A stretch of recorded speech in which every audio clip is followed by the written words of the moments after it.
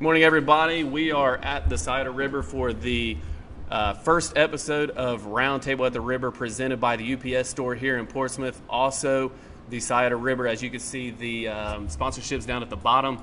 And all of us here are from River City Sports Media. So we got a some very special guests on here today that we're extremely excited about. They're going to talk about their journey. We're not going to introduce them just yet, but I just want to introduce the panel of Roundtable at the River. You're going to see us every single episode. To my immediate left here is J.C. Evans. To the left of him is Chris White. Next to Chris White is Gavin Race, and at the very end of the table we got Ryan Hines. So before we get started and we introduce everybody, we want to let you know that our special guest here is the Division V state champions here in Ohio for the girls basketball. It is the Portsmouth Lady Trojans. The entire community is extremely excited with their successes and accomplishments. All right, we are going to get right into it here, and we're going to go straight into the podcast. First questions are going to come from J.C. Evans here. What is your guys' – we can go down the list. I want all you guys to answer. What is your favorite location that you guys have played at as your time in high school? It was Dayton because it's so big and our fans just, packed the arena. My favorite was the Convo because it was different and we've never played there before. Mine was Dayton because it felt like a video game and I like that. Mine was the Combo because of the atmosphere and how it was built differently than where we played before. Mine was Dayton because only the people that make it to the championship get to play there. I like the tournament games too, but I also like playing at Classic in the Country because it was what? What are you talking about? Because that was our most toughest games, our most toughest two games. My favorite was playing at Dayton because the only teams that get to make it to Dayton are the ones that are in the state championship, and that shows how far we got. I liked playing at the Convo because we had played at Dayton before in the summer, so it was a different atmosphere, and plus the game we played was just a great game. I like playing at Dayton because that's where we won state. I kind of have a two-part question for you guys. Obviously, the success you had, everybody's seen it, huge following, and I think that's one thing that makes Southern Ohio special is nobody really, at some point, everybody in the community jumps on board, right? So I know, my son goes to South Webster. We went to several games, right, to show that community support, that it wasn't just Portsmouth, it was community. Small town, right? Everybody backs us, so back each other. So for me, I guess we know that success happened, but let's talk, for the ones who want to talk, let's talk about the preparation it took back in the summer to get to where you're at. Because this isn't something that just happened overnight, right? I mean, you guys put a lot of work, I'm sure, using the weight room, the conditioning, in the gym, open gyms, I'm sure, Coach Amy and her dad Mike obviously put you guys through the ringer, right? So I guess the first thing is, if you guys would like to talk a little bit about that preparation to get to the point to get to Dayton to win. It's always good. But in the middle of the season, we were just, Pappy and Amy were telling us, we can win this and stuff like that. Yeah.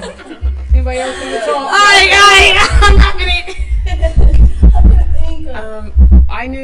I knew after we lost in the last year, I knew I didn't want to come back this past season and lose again. So I knew after we lost that game, I knew we had what it took to get all the way again and win it this year. At the beginning of the season, I knew we had it in the bag, we knew what we was doing. But when we lost to Mount Notre Dame, our first loss of the season, that really I feel like we all took it in really hard because we was undefeated before that. So after that, we knew we had to do what we had to do and actually lock in and keep pushing. That I feel like that humbled us a lot too. So it continued our season to be really good. So maybe we needed that at the same time. So a lot of the times whenever you find a team that wins state, especially from this area, all you hear about is, well, they got that one player that just sets them so far apart. Biggest point of the game that I was watching for you guys in that state title game is you go on that, I think it was like an 11-2 or 13-2 run in that second quarter, and there was like 4 or 5 of you that scored in that single run. So setting yourselves apart by being a team where it's like on any given night, anyone on the floor can give you 20. Anyone on the floor you can have 5 players in double figures. Talk about how that makes you guys so unpredictable every single time you guys go out there. I feel like, well, Aiden talks to us about this all the time. Like, if, for example, if Deja's off, like, with shooting or something like that, you know, you always have, like, that one teammate. Somebody can always step up. You can always do something else. You can go get a rebound. You can go get a steal on defense. It's not always just about, like, scoring and stuff like that. So I think that's, like, something very special about our team is that we have, like, a whole bunch of people who can do a lot of things. And, yeah. And with our team, we like offense is not really what we work on. Our coaches say defense wins games. It's games too. I think also like last year a lot people like our fans would say like me and Sienna, but I think like ever since we lost and stuff, I feel like everybody picked it up. Like, you know what I mean? Like, everybody plays their role now. And, we all know how to play together. We have a lot of chemistry. And it don't always come with, like, offense. It's also, like, defense. Our main focus has been defense. So after you guys won the state championship and you come back home, what is it like to have the police escort, have everyone in town pulled over, honking, and you guys... I actually saw that you guys are hanging out the window. Like, what does that feel like to come back home a state champion? Somebody else answer. Brian, go ahead. Let me get it. It was really fun, and yeah, it was fun. Oh my God. I can answer it. It was just exciting because we never did it before, and it was just like a different environment. Like, we didn't really know how it felt until we were actually there, and we didn't know how to feel. I feel like, well, I didn't know how to feel after we won. Like, I was excited, but I felt it didn't really feel real, or like, I guess at the time it didn't feel real. I think that was my favorite part, was coming back and just seeing like everybody in the community, people was stepping outside their houses, like shouting at us and stuff. That was just my favorite part. I'll never forget that. It kind of felt like we were celebrities, some of that. Yeah. I still feel like we're celebrities. Yeah. Yes. All right. This is a question for the seniors. So the ultimate goal, obviously, is to win a state championship, but now I think the ultimate goal is to repeat. So how do you encourage the remaining players to just stay on task, do it again? I mean, is there words that you can say? Is there maybe off-season training tips, anything that you can give them to just focus on next year and try to come back for that repeat? I say just continue what we was doing and like just keep playing hard and play together and don't let other things off the court like bother y'all, because we do argue a lot. So I just say like stay together and just keep pushing and get it again. I'd say just keep going and just do everything that you did last year and just try to do it even better. Raining? All right, so Kiki, we all know you get after defensively, right? That's your job every night. Your job is to go out there and eliminate their best player, right? So this is more or less for the other girls. When you see her playing as hard as she plays, like, what kind of intensity does that bring out of you guys? Or, like, does it make you guys want to bring your game up even more? Like, just, I want to know the mindset when you see her going out there and going absolutely crazy. We play 2-3 a lot, and when Deja and Kiki are up at the top and they start getting going, they get everybody else going, and it just helps us to play even better on defense. I really like Kiki's intensity. I feel like once she starts going, like that just gets me going. It gets me like excited and stuff. and she's really good on defense. So I think that's a lot of where our enthusiasm comes from on the defensive side. So yeah.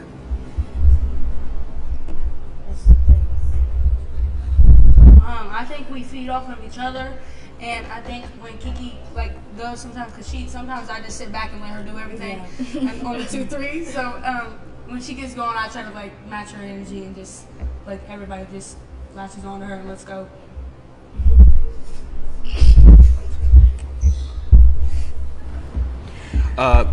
So you guys are talking about kind of feeding off each other through the defensive side of the ball. I mean, 10 turnovers in the first quarter is something special. That is probably the best tone setter you can have in a state title game but you guys did that all throughout the playoffs. I mean, closest game you guys had was Tuskegee Valley. I want to say, was that district championship, district semis, or regional semi? Yeah, somewhere around there. But realistically, there really wasn't a close game the entire way through the tournament. And was that the mentality to come out and just put the game away before they even had a chance, or were you guys just, not to be arrogant, but just that much better than everybody?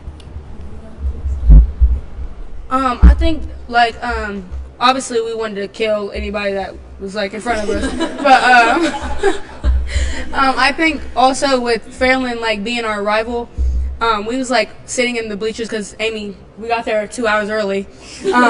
So I guess when Fairland came in and they walked up the steps and in our face, it just really did it for us. We knew come on, don't walk in our face like that. And so we knew what we had to do, and we also they're our rivals, so we just wanted to kill them for the third time.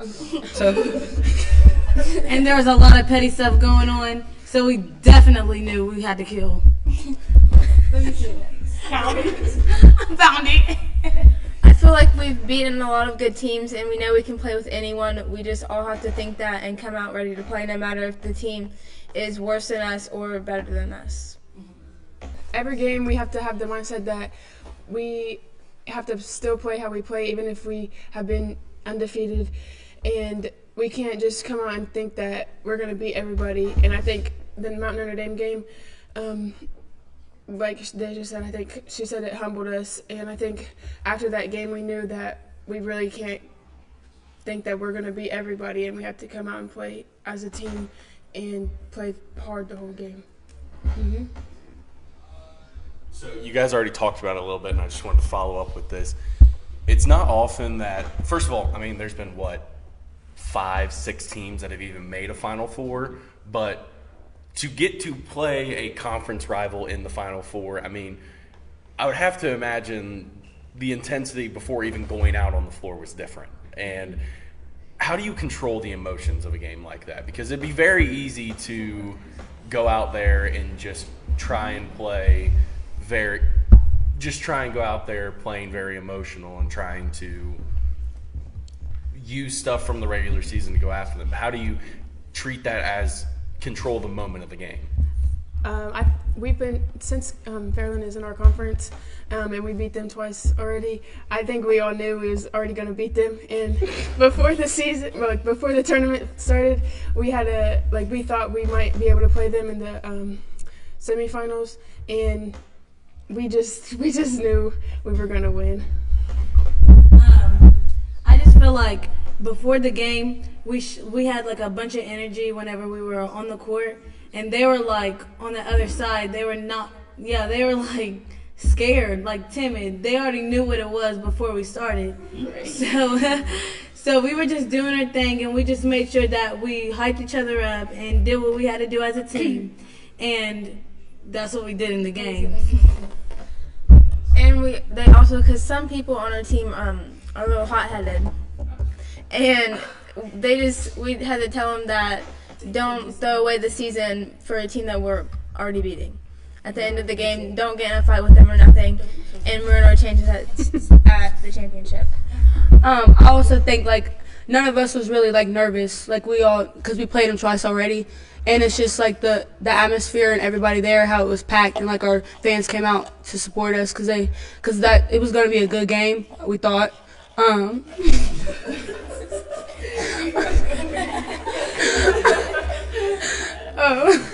But yeah, it was fun. It was definitely fun to play them in the tournament like that. I was trying to stay humble because I knew that we beat them 2 times before, but the second time we played them, it was a little like bumpy. So I didn't really know how to feel coming out, but once I just felt my team, like once I started running down the court, I just felt it. Like I just knew. It just felt like we kept Yeah, getting run we out. started running fast and stuff. We Yeah. just running. Whenever we started and we got jump ball and I started running, it was feeling like I was floating. I was actually so nervous. So I have a question for the seniors, Savannah and Deja, just about the college experience, getting recruited. You know, I know Deja's going to Georgetown, and Savannah, I hear you have a few offers. If you guys could just talk about that and what that means to kind of follow Amy's footsteps and play collegiate basketball. Just share your guys' thoughts there.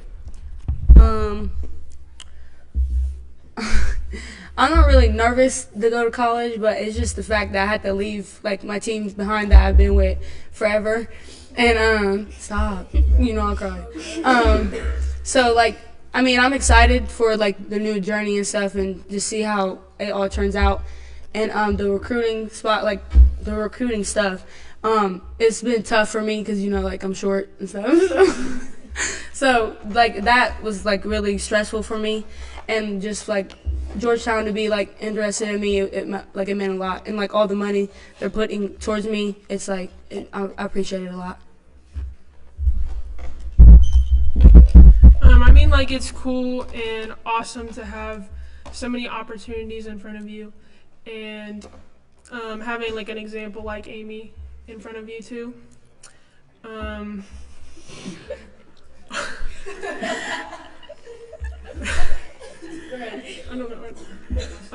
It makes you feel confident in what the future can hold for you. Did I answer about Amy? No.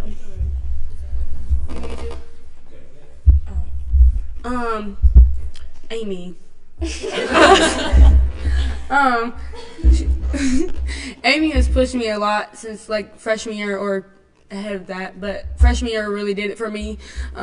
It's like I was getting bullied, but but at the time I thought like, dang, like why she keep pushing me like that? But then like when I got older and I started to realize like she did it for a purpose, and obviously because we won state. But yeah, I appreciate her a lot too, and she helped me a lot with the recruiting stuff and like getting me on an AU team and like just believing in me and my team. And Pappy was definitely. I got you, boy. Yeah. He didn't hear me. He can't hear me. He can't hear me.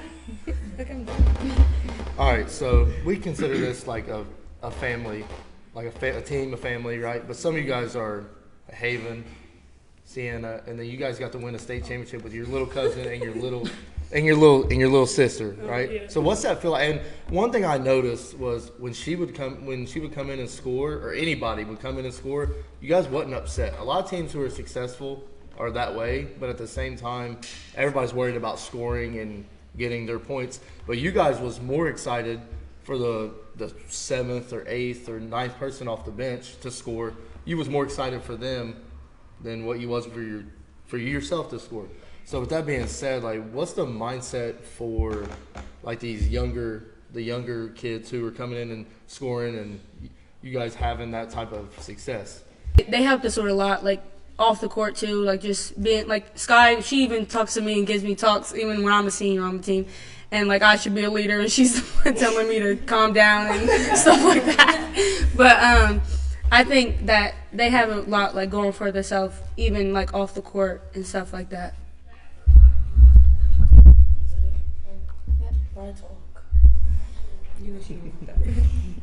So you win a state title around here, and we've seen it in other sports where a team wins the state title. Whenever you come back, you guys are going to have a bigger target on your back than you've ever had before. For the girls that are coming back next year and are going to have to go up against that, how does it feel knowing that going into next year, even though you guys are probably going to be able to be more talented than every team and you guys work just as hard as everyone's going to be coming in ready to give you guys their best game every single night? Go ahead. I think it's exciting. My coaches, before we even went to the championship, they were telling us like, if we do win this, like it's gonna put, like they already told us like everybody's gonna know our names and like just know us and like wanna beat us and stuff because we won. But I like that feeling. Like I want everybody to give us their best game and stuff like that. Like I think it's exciting. Exciting. Yeah. I think knowing that next year, now every game is going to be a good game. There's not going to be a boring game because everyone wants to beat us. And normally with the boring games, we like don't want to play or anything like that because it's so boring. For real though, it's so boring. But now every game is going to be good, and we're going to have to play our best.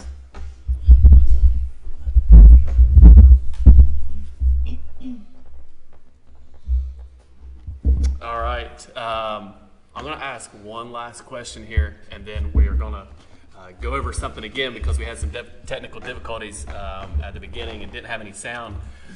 So any first-time thing is, always going to be some hiccups. But anything that you guys want to say to the community, those who have supported you, because I was at the game and like you guys had that place packed out, and I mean, we've been to state title games before, and the amount of people that were there to support you was insane.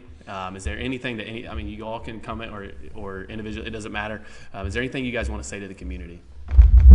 We appreciate you guys so much. And in the Final Four, we lost last year, but a whole bunch of people came to that too. And it was like encouraging, like that's one of the reasons why I think like we push hard and that we really want to win. Is because we don't want to let our fans down because they've came and supported us every chance they got, even with the boring games. Having all of our fans there means a lot to us, and with all their support, it really does help us to want to win even more and to push even harder. And with having all of them at our games, it makes the games a lot more fun to play in. Like Sienna said, like them being there helps a lot. At some of our home games or like conference games, there was people there, but it's not usually how packed it usually is because like it was boring games. So we like when we're warming up, we're like, where's everybody at? Because like, but it definitely does help us. Like when we struggled sometimes against even like not even the teams that couldn't even hang with us because like we needed our people there and like it just didn't feel right. I want to shout Daniel because he.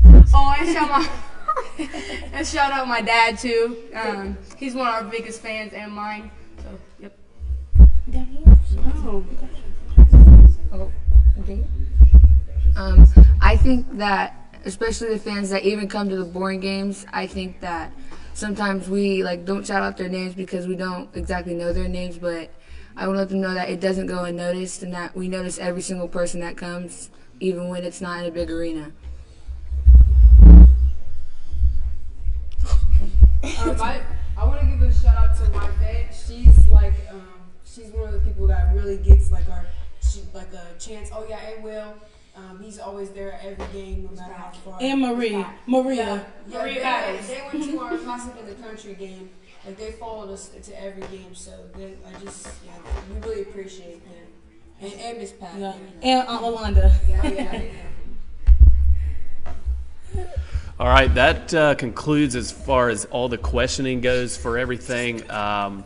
Like I said, we are going to rehash something that we had went through before. Before I go into that, I want to say one thing that somebody had commented on here. It's from Jenny Goddard. She says, as a community, we are so proud of all the work that everyone put into the girls. She said that that she's so proud of what the girls have accomplished and can't wait to see what they do next year. All of us here at as River City Sports Media feel the same way. We're extremely proud of you, all you girls, and we actually have something that we plan on doing, which is kind of going to be, I guess I'll just go ahead and reveal it. We're kind of going to do somewhat of like a 30 for 30 ordeal to where next year we're really going to follow you, and we're going to build up a big, long video for the end of the year. So my hope for the end of the year is Repeat. and in Dayton. So that's going to be really cool. We're going to do that. But anyways, real quick, at the very beginning of the show, we had some technical difficulties with the microphones not working. So we want to go back and go over an award that we are presenting to the Portsmouth cheerleaders. We're going to present it to the Portsmouth River Days candidate, which is Chloe Morris. This Spirit Award is for the cheerleaders because they were at every single game, boys and girls, that we're aware of, and they just supported the girls basketball team and the boys basketball team, and you don't really see that with a whole lot of schools. So we're extremely proud of them. So without further ado, we're going to present this award to Chloe. And behind Chloe is all the cheerleaders, as you can see. We'll try to move the camera around so we can see everybody here. But we've got all the cheerleaders here. So smile. Is there anything that anybody wants to say at all? We're just really proud of the team and what they accomplished. And I think before each game, we were nervous for them. We wanted them to win and go far, and we're just really excited to be beside them. State champions. Awesome. So again, we appreciate everybody for coming on. We appreciate the girls. This isn't the last time we're going to have you on here. Hopefully, especially next year, hopefully we have you on here. As state champions again. Also, for those of you that are moving on, Daisha and Savannah, don't worry. Just because you're out of high school does not mean that we're not going to follow you and follow your journey through college basketball and everything. And again, we're proud of you. We appreciate what you have done for the community. For me, as a local person, it kind of brings joy to me to be able to go past that Portsmouth City limit sign and see the state champion sign of it. So we appreciate it. Is there anybody that wants to say anything at all before we go off the air? Sure. I forgot to thank two more people, Joanne and her husband, for taking all the pictures at every single game. And they also followed us too. And Missy. Oh yeah, Missy. I'd like to thank Angie Burke too, because she gave us tons of gifts throughout the whole entire season, even when she didn't know if we were going to go to the state or not. I thank everybody who believed in us, man. Okay. All right. I think that is it. We appreciate you guys very much. Thank you. Thank you for having us. All right, we are back. Just real quick for about 10 minutes. We just want to, state at the beginning, because I'm not sure if it ever came through. This is, as you can see behind us, River City Sports Media, and we've got Round Table at the River here today. This is episode number 1. With everything that you do, it's never going to be perfect, which is perfectly fine. We're okay with it. It's about growing from here. But it's not about us. It's more about the girls and the Lady Trojans that we had on here today. But we just want to go straight into, just for a few minutes, we have 4 tickets to the Ohio State spring game actually tomorrow. And I'm going to let JC, he's here, be to my right. He's going to go straight into it and just talk about that and let you know how we're going to go about drawing that. Yeah, so we have I put everybody who either liked, commented, or shared the post. I put your name on the thing, on the wheel spin. We're going to do a wheel spin on here, and then we'll do it one time, and I'll announce the winner. And then we will contact you if you happen to not be watching the stream. We'll contact you, and we will email the tickets to you. So with that being said, let's go ahead and again, I don't know if you can see it or not, but we got a wheel spin. There's a ton of names on there. Yeah. So turn it around and just hit the button. So we got it spinning here. See, and then we're going to ready and Who we got?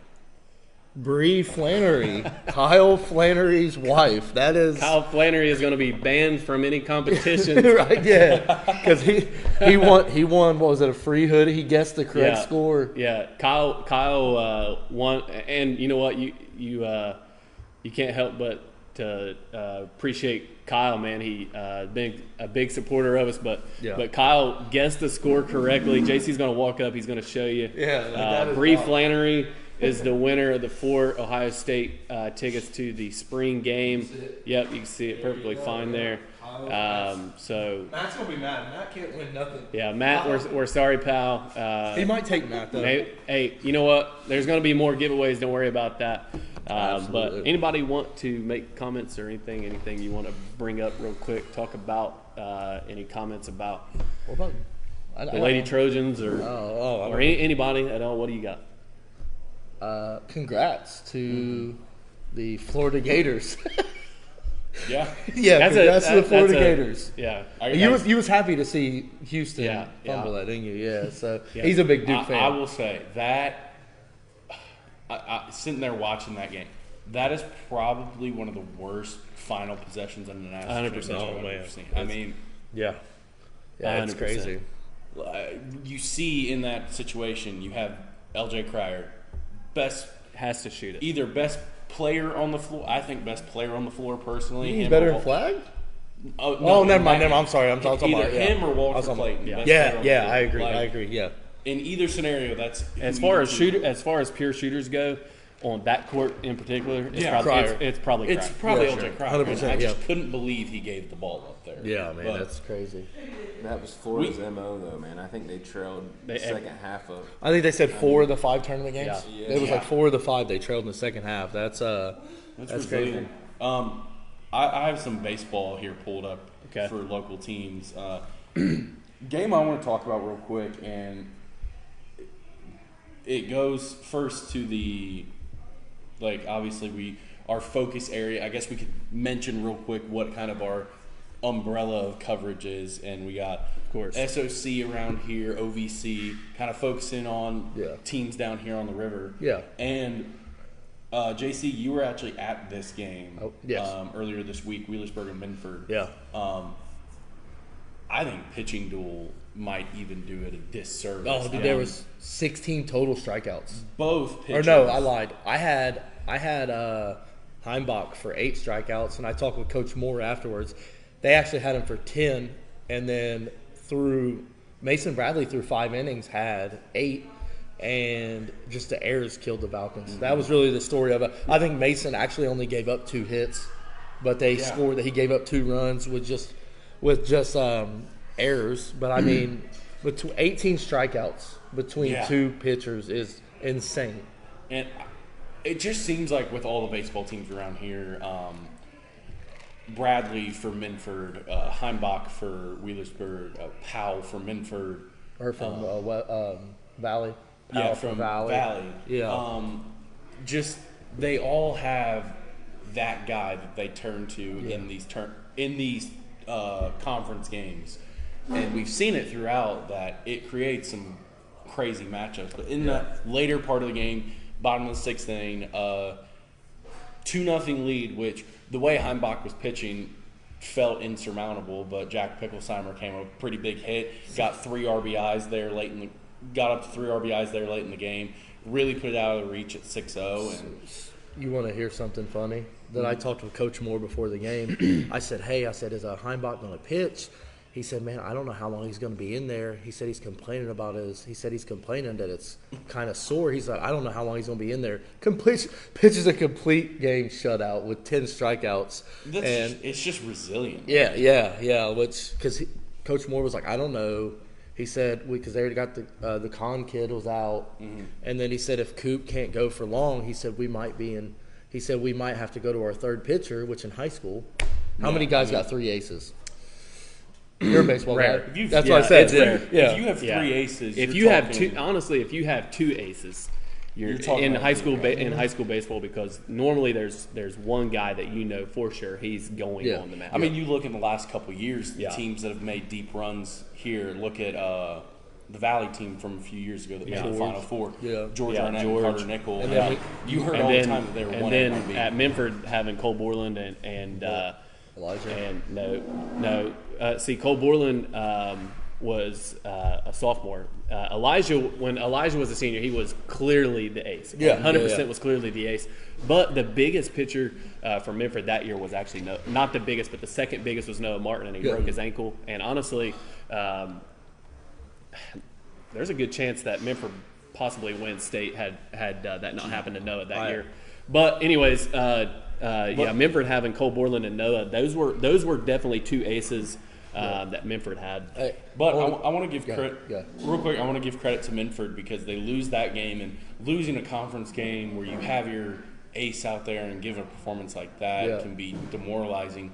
But Jackson Shoemaker came out the very next night against South Webster and delivered a heck of a performance. I think he went 6 innings, 7 strikeouts. I mean, they won that game 6-1. Big bounce back win for them. Keeps them right there in that race. So last night, did you see the primetime game? Well, did you see where they moved Green and Rock Hill, or Green and St. Joe out to Rock Hill, so they played under the lights, and it's turf, so the field wasn't a mess. John Knapp goes out, pitched a complete game shutout. Landon Kimbler goes 3 for 4 from the plate. Blake Smith had a triple. That Green team's gonna be tough to beat in the SOC. They're 100%. With Knapp 10-0 wins is back-to-back 10-0 wins is actually wild. Yeah, Green actually is a very gritty team. I'm pretty sure. So last year, when I was helping coach at West, Green came in, and I'm not gonna lie, Green being the smaller school, were like, we got this in the bag, and they actually, if I'm remembering right, they actually beat us, and I was completely surprised by that. But Green's definitely a gritty team. Real quick, I just want to touch on this. We got a couple games. Willersburg actually plays tomorrow against Central Crossing. I'm not exactly sure where that game is. It might be at the VA. I don't know much about Northwest plays tomorrow at the VA too. Yeah, Northwest plays tomorrow. Northwest actually plays West tonight, if I'm remembering right. Yes. And then South Webster has Trimble. The SOC for baseball is locked up because Willersburg beats Valley, or Valley beats Willersburg. Valley beat Willersburg. Willersburg beats Minford. South Webster beats Valley. Yeah, it's a toss up. Yeah. So it's definitely, and that's actually it's typically between Valley, Willersburg, and Minford anyway. So it's kind of always going to be a toss up, regardless. But yeah, baseball's pretty locked up or pretty tight. As far as softball, I think it runs through Willersburg. Yeah, Willersburg and everybody else. I mean, like you said earlier, it's not even fun. You go to those games and sometimes they just are able to put it away so fast that reminds you of the Portsmouth girls team. Yeah, it reminds you of Portsmouth girls basketball team. They just go out there and they've just demoralized people. And I mean, they have a legendary coach in Coach Ruby out there. Yeah. She has won 100%. everywhere she went. She's one of the winningest coaches in state history. And put simply, the way that they're able to go out there and not only know they're the better team, but play like it every night. Because I've seen it before in previous seasons. They'll have games where they come into the game feeling like they're not threatened. And, 100%. I mean, I think back a few years ago, they had a game with Northwest that went, I think, into the bottom of the 7th, and they needed a walk-off home run to win it. 100%. Those games they would play against West, I mean, it feels like when McDermott was still pitching there, every single game came down to the wire. And, but, I mean, you see why Wheelersburg's having the success they are. Macy Eaton, she's, I think, leading the ACC. Leading the ACC in home runs. Yeah. I mean, for someone around here to do that, you have 2 girls on the team currently that are committed to go play Division I softball. And they're certainly... It's a factory. It's a factory, but I'm not going to say it's impossible for them to lose because we saw it happen in the regional final last year. I mean, they lost. But at the same time, it makes what Portsmouth girls did to Fairland, not to get back on that, so impressive. To be able to beat a team three times in the same year is hard. Ask Willersburg. They beat Webster twice. I think it run ruled them both times. Yes. And then the third time they get beat. So, that, back to the Portsmouth thing, they beat Fairland the third time worse than they beat them any other time. So Yeah, I think it's demoralizing in that regard, and that's what it's like when you're playing against Willersburg. Yeah. But anyways, listen, we're going to have to wrap this up here. Ryan, anything you want to bring up? Anything? Just thanks for the Portsmouth girls team and coming out today. For sure. You're going to be Monday. Yeah, Monday we're going to go to Notre Dame Green. Should be a good baseball game. Yeah. So these two guys will be at Notre Dame and Green baseball. Yeah. I'm actually going to Lucasville. I'm going to catch Memphis and Valley. They play on Monday. That's going to be huge. It's actually got very, very big SOC implications. Yeah. But listen, guys, the river's getting ready to open up. We're going to have to cut out the stream and end it. But if you guys want to come down here and eat, we'll be down here for a little while. You want to come say hi, come get you a river steak? For sure. Yeah, absolutely. Yeah, guys, again, huge shout out to the Portsmouth Lady Trojans on winning the state championship for Division 5 here in Ohio. Also, thank you to the Cider River for allowing us to host this show here at their restaurant. I'm telling you, best steaks in the town, best food in the town. You best have to get in the state. Best steak in the state. Yeah. Best. Honestly, best steak in the world. I'll go there. I'll go there. I don't care. And you know what? I've been all over the country. It's the best steak I've had. Yeah. So again, guys, listen. I've talked to people all over the state of Ohio. I've talked to people even out of the state, and they say, I don't know much about Portsmouth, Ohio, but I do know about the river. So there's something about this place that everybody here in Southern Ohio know about, and it happens right here at the river, and we're appreciative of that. Also, big shout out to the UPS store here in Portsmouth. As you can see behind us, we got this banner. We've got the river logo. We've got the UPS store logo. We also have our RCSM logo and the Portsmouth Brewing Company logo as well. All of that was made possible by the UPS store in Portsmouth. So if you are looking for any sort of banners, yard signs, fat heads. I know a lot of parents have been asking about fat heads. You have to go to the UPS store in Portsmouth to get that. Contact them, get those ordered for next year, get those ordered for the spring. And also, if you've got packages that you need to ship, we know that Adam Cox down at UPS store loves Amazon packages. He loves returning Amazon packages. So make sure that if you have an Amazon package, you go to the UPS store. No, but seriously, if you have anything that you want to ship out, UPS store in Portsmouth, Ohio, I believe it's 11th Street next to Gaddy's. So if you guys have anything else? No, appreciate it.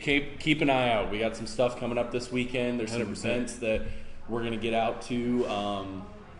Keep it a little bit on the down low because we want, but we're going to be out there. We're going to be out in the field this weekend. We want to be able to highlight some of the local athletes, some of the bigger events in this area, and stay tuned tonight, because tonight we're going to be somewhere special. We're not revealing it. We're going to be somewhere huge tonight. We're going to get some interviews, get some videos, and get those posted. Any shout outs, Ryan, that you might want to do? I think we're good. Yeah. Anything else, guys? No. Again, guys, we appreciate it. Last but not least, make sure you go like, share, follow us on every single platform. That's Facebook, that's X, that's Instagram, that's TikTok, YouTube, at RCSM740.